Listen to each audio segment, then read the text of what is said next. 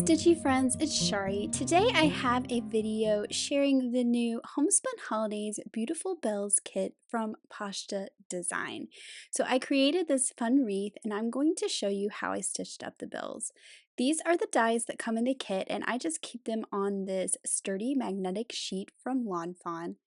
You get 3 rolls of felt. This is the Beautiful Bells color story, and there's also 2 smaller sheets of green and red for accents for your projects. Now, for my bells today, I did pull in a different roll of red.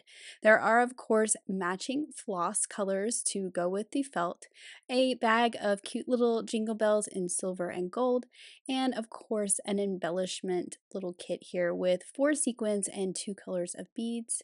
There's the crochet thread for hangers, and then you get this great inspiration sheet that shows you how to kind of make the bells, including inspiration using dies from other kits. Only using dies from this kit for my bells. I did pre-cut all my pieces. This red one in the center uses this detail piece to cut out the little holes. For the white one, I used this little snowflake kind of detail. And then for the silver one, I used this swirl. Now, I didn't end up using this one in my project, so you won't see me stitching that one up today. There's also this piece that goes along the bottom that allows you to cut the line of holes for the stripe if you want to add that to your bell. But I just find it's easier to go ahead and plan out my pieces and cut these out ahead of time, and then I just have to assemble. There's also that little piece that cuts that scalloped little edge for those details. And there's other ones that I didn't even use, like the oval shapes and these cute little diamonds. There is a scallop detail that goes on the bottom. Lots of choices. Now for this bell, this is not the red that comes in the kit. This is cardinal felt because I love red at Christmas, and so I wanted a bright red bell for my project. And of course, that little accent piece that comes with the Beautiful Bells color story just quite wasn't enough for my project. So for the little details on this, it's 3 little vines that come down from the top. And what I do is I stitch that straight line first so that I can kind of see where it is. And I do a running stitch from the top to the bottom, and then I go back in the other direction and fill in the holes. And this is a method that you're going to see throughout all my stitching. This is the best way I feel to get a nice even line. So now that I've gone all the way back to the top, you can see there's other holes to the sides of this line, and those are for some lazy daisy stitches to give you that cool vine look. So what I'm going to do is come up on that line where I want the point of my little lazy daisy. I'm going to go back through that same hole, and then I'm coming up in the hole that is offset out from the line, and I'm coming up through the loop, and then I'll go back through that same hole on the outside of the loop to hold it in place. My little tip for a lazy daisy stitch is to make sure you don't pull it too tight. You want to see that cute little petal shape that it creates, so you need to be very gentle with your stitches here. If you pull it too tight, you'll probably pull it straight or pull the loop back through the hole. So I'll speed things up here so you can see me kind of stitch down this line in the center. Now there are 3 lines of these lazy daisy stitches, or these little vines you can say. See, I pulled this one kind of tight, so I'm trying to kind of pull it back out, fluff it back out, because I like the look of that little loop there. And there are images as a guide in the inspiration guide to show you where these stitches go. So you don't have to completely figure it out on your own. There is a little bit of help there.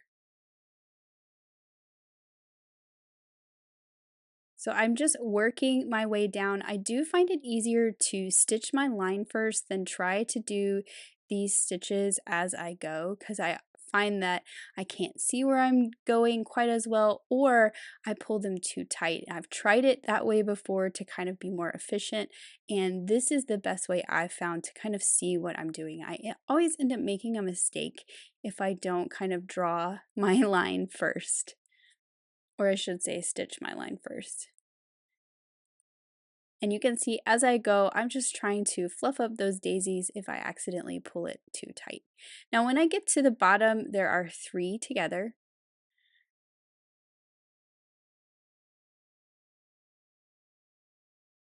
and then I'll tie it off and I'll do each one with its own string. That way I don't end up with one that's too short in the center. So I'm doing the left and the right, and then there's this one at the very, very bottom, which that is the last one that I will make.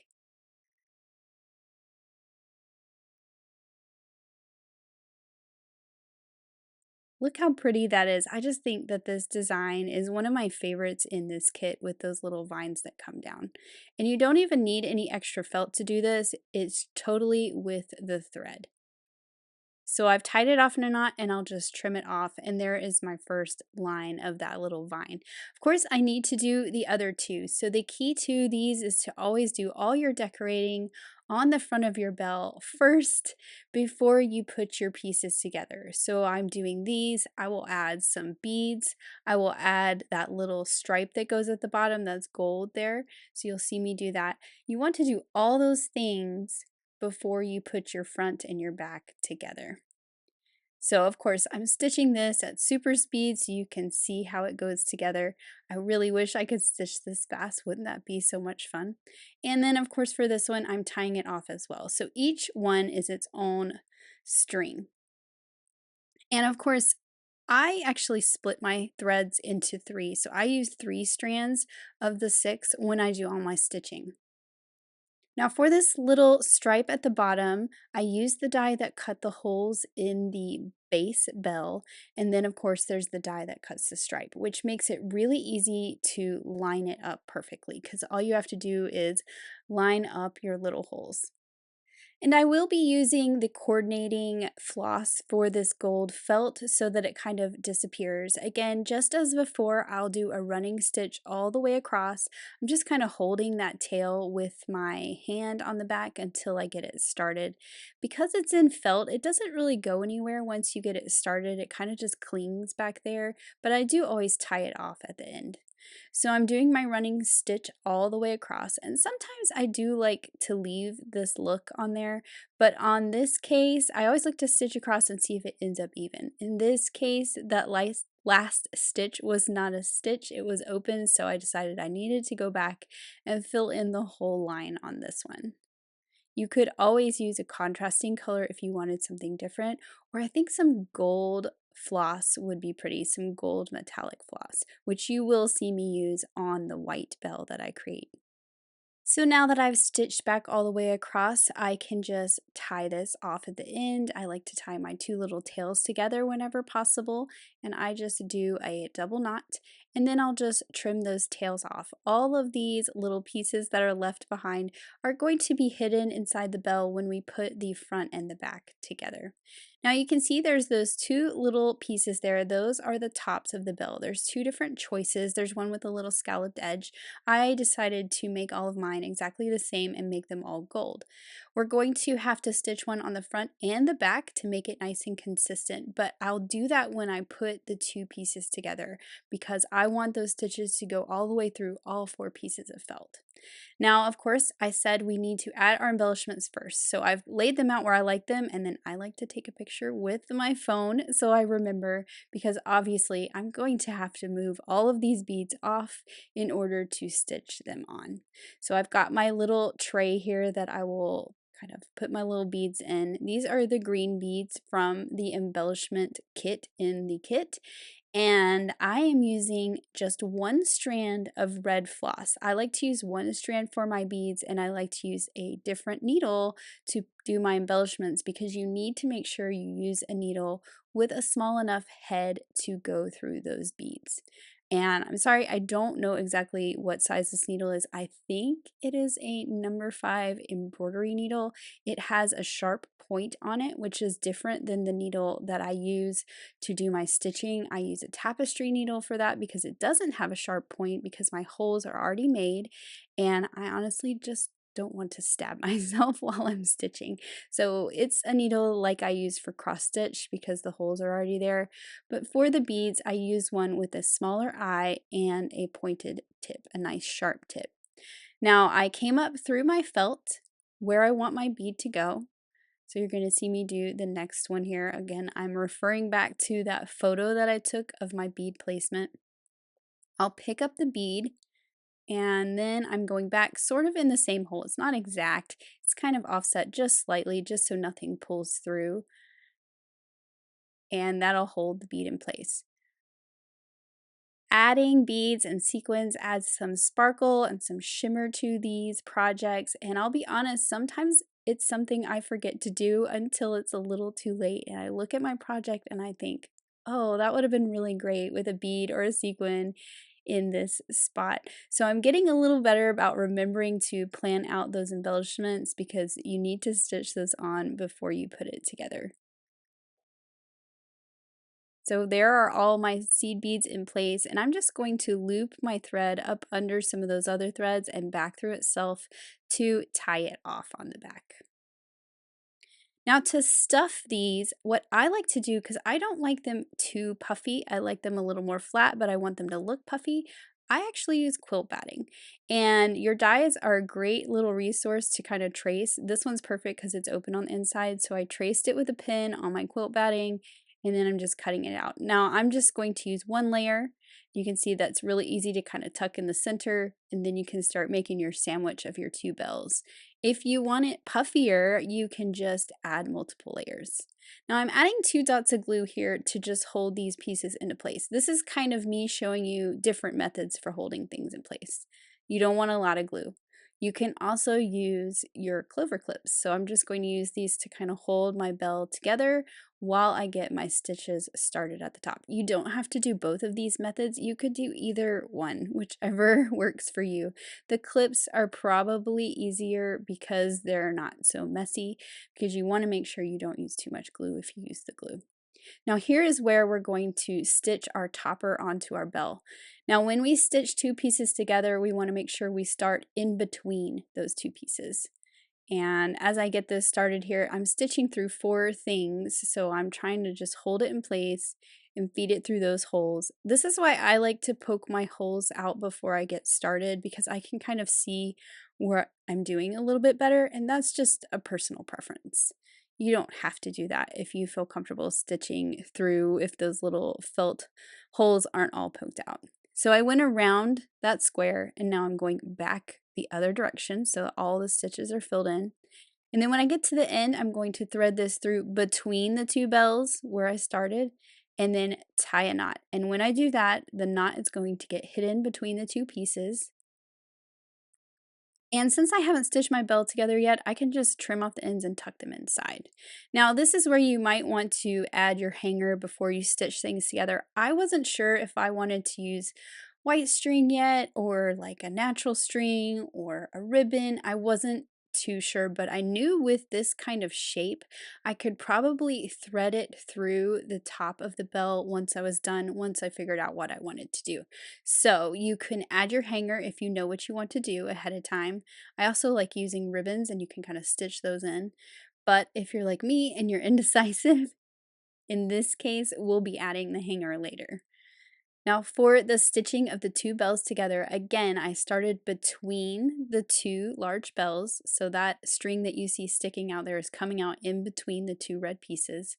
I worked my way around with the running stitch all the way to the other side, and then I'll start working my way back. You can leave it like this if this is the look that you like. Sometimes I like to do that. Sometimes I like to leave it just the one running stitch and I don't go back in the other direction because I like the look of that running stitch with the skipped spaces. It just depends on the look that you're going for. Now I ran out of thread in a very convenient place actually, which was down here at the bottom.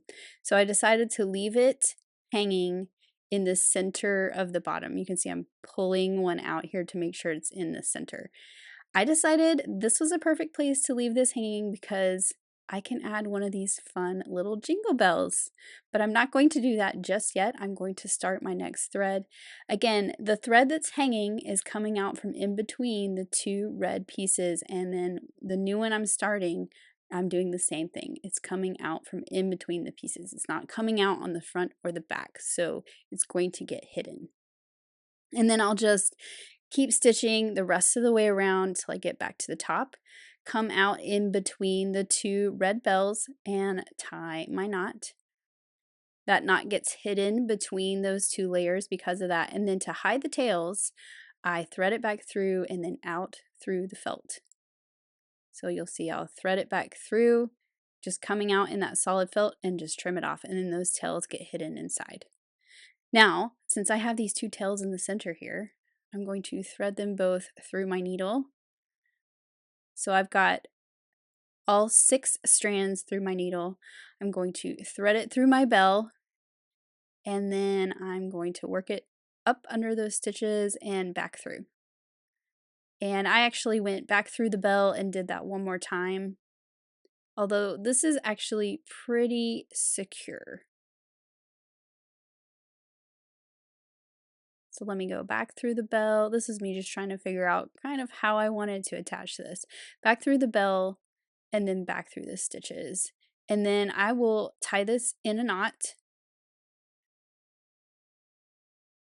the two together, which is just making sure nothing moves. So if anyone comes and pulls on that bell, it's not going to come loose. And then I'm going to put these back through my needle and hide the tails in there just as I did before. So thread it through the seam and then out through the back and then trim them off. And so there is that first little red bell. This might be my favorite one that I made. Now for the white one, I have that same little stripe across the bottom, and I'm just lining that up and doing my stitching just as I did before on the gold stripe on the other bells. So I went all the way one direction with a running stitch, and then I will work my way back to the other side and tie it off.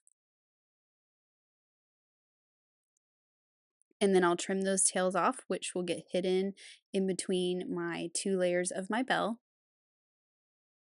And then I can add the top. Now here is the thing with the top. All I want to do for right now is stitch across that scallop piece. I don't want to stitch all the way around, because when I put my 2 bells together, the 2 white pieces, I need to stitch through those holes to hold them together, and you don't want double stitches. So you want to hold off on those kind of places until you're ready to put your 2 together. So I only stitched that scalloped area. I did have to change my thread in the middle. That's what you saw me tying off and trimming right there, and then I tied it off at the end. So all these little tails will get tucked inside. And then, of course, I need to do my details. So I'm using some gold thread here. This is a gold metallic embroidery thread. It's a little tricky to use because it's kind of stiff. You just have to be very patient and easy with it. Now, on these big, long stitches here, I'm making giant lazy daisies. You could also put a bugle bead, which would be really cool, between those 2 stitches, or you could just do a long stitch. You could do whatever you wanted. But I liked the look of that big lazy daisy stitch. It kind of made it look more full. So I'm working my way around and doing all of those first. Now, I didn't do the straight lines yet because I wasn't sure if I wanted to make them all gold or if I wanted to stitch it maybe in red for some contrast. But what I decided was to do them all in this same gold thread. So for those short lines, well, I shouldn't say short lines, I should say the lines with lots of holes, the straight lines, I'm going running stitch to one end and then back in and filling in that center one. And I've done that to all of them, and once I'm done with that little detail embellishment, I'll just tie this off on the back and trim off those ends. Now I'm going to add some beads to this. It is really pretty just as it is, but I wanted to add a sequin with a bead in the center, and again I'm using only 1 strand of the red floss for this. So this is where my red accents are going to come in the middle. So I'm adding my sequin, and then to hold my sequin in place, you always want to add a seed bead on top. So I've threaded it through my sequin and laid my sequin down flat on my project, threaded it through a seed bead, and then I'll thread it back through the sequin hole, catching that seed bead on the outside, and that will hold that sequin in place. And then I am just going to go ahead and tie it off. I'm not going to trim this because I'm going to add some more beads, but I like to just tie it off against the first bead so nothing comes loose. I guess. Actually, I am trimming this off. I think it's because I didn't have quite enough string. So I got a new longer piece of string because I knew I was going to add a lot of beads. So I have 6 little beads there. I thought I would put them, here's where I'm tying off after the first bead. This is what I like to do. I want to make sure nothing goes anywhere. I thought I would just add the beads to the end of those long stitches that have the 3 stitches, but then I decided I was going to add it at the base of my lazy daisies, and I really like the way this turned out. So I am going to have to grab a few more beads out of my little container over there because I'm going to need 6 more than what I started with. And to me, it's kind of easier to pull a few out and put it in this little tray than to try and grab one out of that container because it's a little deeper and this little tray is nice and shallow. If I didn't count them out before, I could easily just pour them back in because this little triangle shape is very helpful for doing that. So now that I have gone all the way around and added all those little red beads, I'm going to tie that off and trim off those tails. And now I'm ready to put my 2 sides together. Again, I cut my batting just like I did on the first one. I actually used the first one as a guide and cut out the batting for all the bells. If you were making lots of these, you could cut your batting for a whole bunch of them all at once. Now I'm layering my 2 pieces together, so I have the back and the front. And I'll be using some white thread to stitch these together. Again, this is 3 strands. And I'm just going to get it started and go all the way around. You can see my little gold topper sitting there. On this bell, I'm going to do that last. I know on the first one I did it first, but this, it doesn't really matter. You can do it either way. This just shows you that you can do it first or you can do it last. It actually was a little easier last because the bell was already stitched together, so it stayed together better. So I stitched a running stitch all the way around, and now I'm tying it off. And I'm going to hide these inside, these little strings.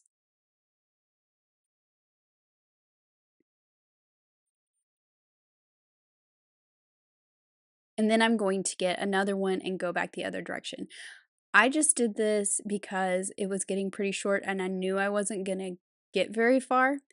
So when you start a new one, you again want to start it by sticking it between those 2 layers. You don't want to come in from the back because you don't want your knots on the front or the back. You want to be able to hide them in that seam so everything looks nice and seamless.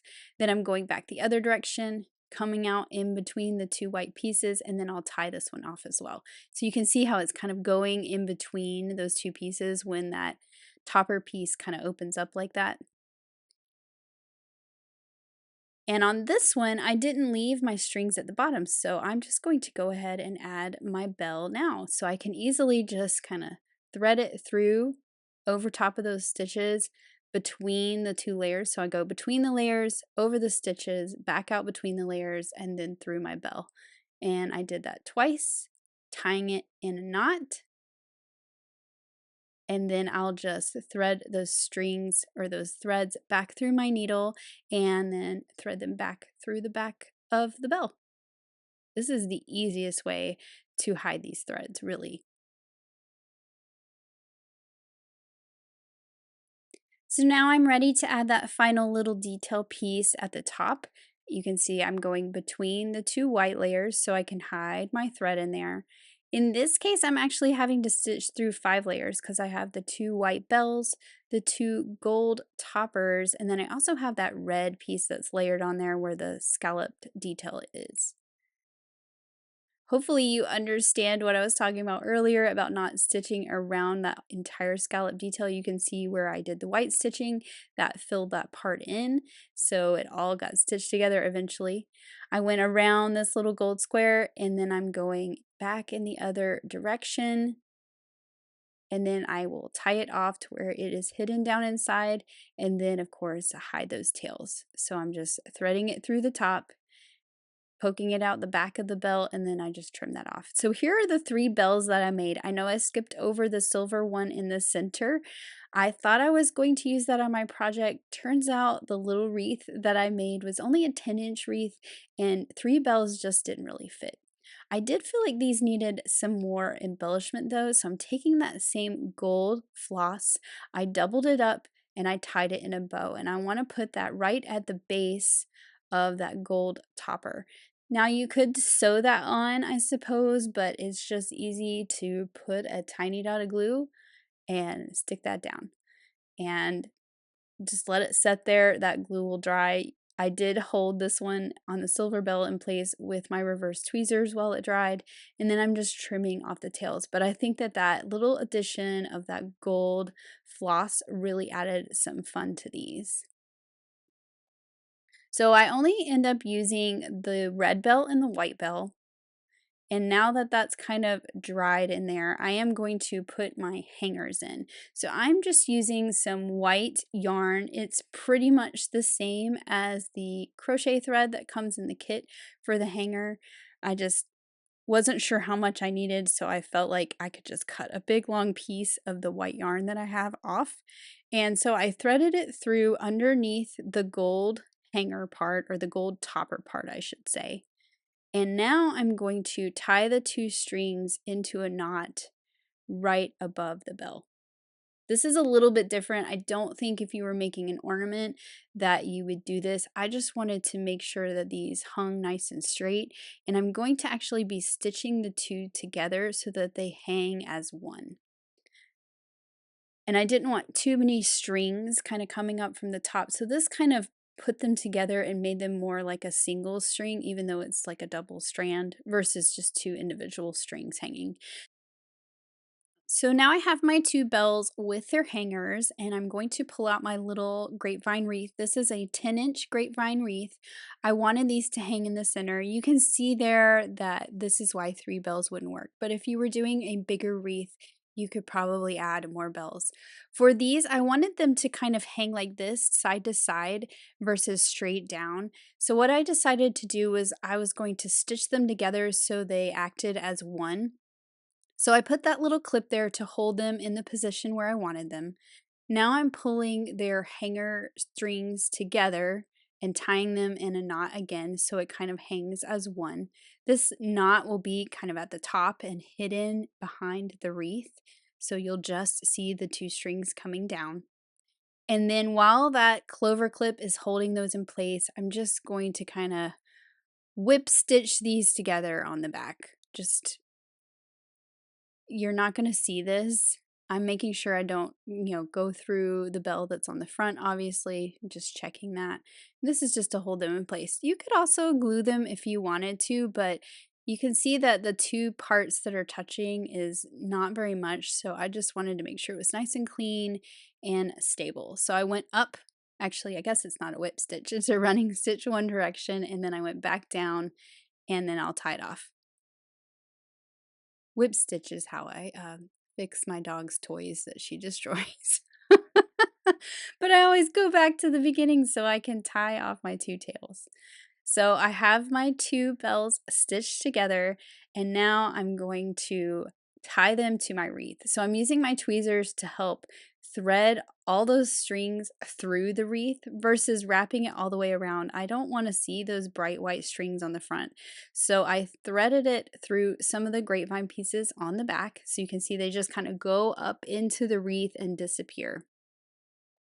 So once I get it kind of where I want it, and that knot that I tied to tie the two together is actually very helpful, I'm going to thread this through some of those other grapevine pieces and then tie it off on the back. So it's going to be really nice and secure on the back, and the knot is going to be hidden. So I'll pull all those strings through, which is a lot of strings. So you can see I'm having to start again there because I kind of lost a couple of them. And then I'll tie that in a knot. And then I'll trim off the tails. And of course, to keep those from hanging down, hot glue is always the answer. So a big old wad of hot glue will hold that in place. It will hold those tails up out of place, and then all this will be hidden on the back side. I'm adding a big ribbon bow as well with some hot glue. So now it looks like they're kind of tied up into that ribbon, which is the look I was going for. And then I stitched one of the snowy stars on the small star in white. And then I used the inside piece of the folk art stars, which are those two tiny stars, and just stitched them together to make some tiny little red stars. And I'm adding this to the bottom. I love the look of just adding some more little embellishments to the bottom. And also, I love the star shape, and so I can't get enough stars. And I just think that this finished it off really nicely. So here is a final look at that finished wreath hanging on my pantry door. I just love how it turned out. I love those bells. I love all the designs in this new kit. And then, of course, those little stars that I added at the bottom. So I hope this has inspired you with some ideas on how to use your new Homespun Holidays Beautiful Bells kit. Thank you so much for watching. Have an amazing day. Bye.